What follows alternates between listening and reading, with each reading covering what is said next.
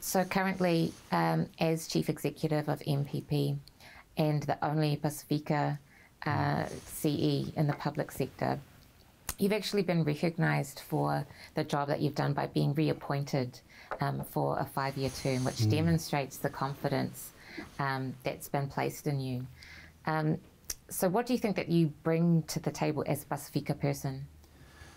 I think just kind of like the things that I've outlined, you know, I still remember doing a leadership course, and one of the things that someone said in that leadership course is that we need to suppress who we are as a people, our values and all that, so that we can excel in this new environment. But everything within me and all that I'd learned when I was at ProCare and all that, I had to be my best me. So that's my best Samoanness, my best Pacific. These are the values that will mean if I'm my best me, then everything else will flow from that. And so the way that I've run MPP is the best Mac Samoan and all the lessons that I've learned from my mum, coupled with what I would have learned in my MBA and the things that I've done through my governance. So then the values of alofa, service, humility, all those things, consensus, leadership, that's how we run the Ministry for Pacific Peoples. And so it's funny when many that are Pacific in other parts of the sector come into MPP, they go, man, it's like I've come home. Because, yeah, that's how we run the ministry. Our leadership team's called Tautua. The directors are called Te Iwanui, which is a Cook Island term for backbone. So it's the backbone of the organisation.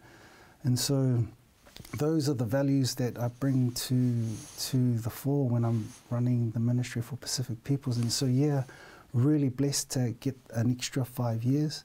I actually asked if I was going to be extended, don't extend me for another 3, extend me for another 5, because it will show our community, but show my team that, you know, what we've been able to deliver over the last 3 years has been, you know, worth, you know, there's been value to it. And so very grateful. But yeah, I've not changed who I am.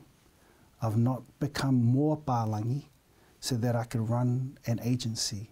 I've become more of who I've been brought up to be, to lead this agency. And even if my aspiration is to lead another government agency so that we move from 1 out of 34, 33 to the goal of being 4 or 5 of us chief executives in the public service, it's not going to change.